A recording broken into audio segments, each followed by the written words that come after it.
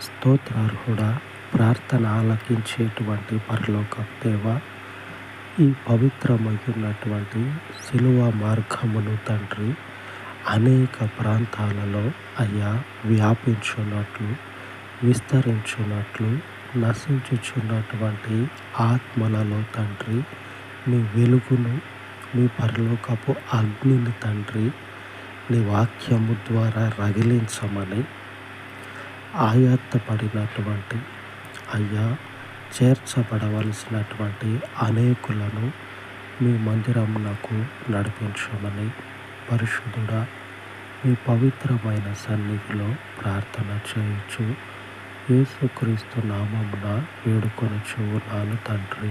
ఆమేన్, ఆమేన్. ఉన్నతుడైన దేవుని కృప మనకు తోడై ఉండును గాక. ఆమేన్, ఆమేన్.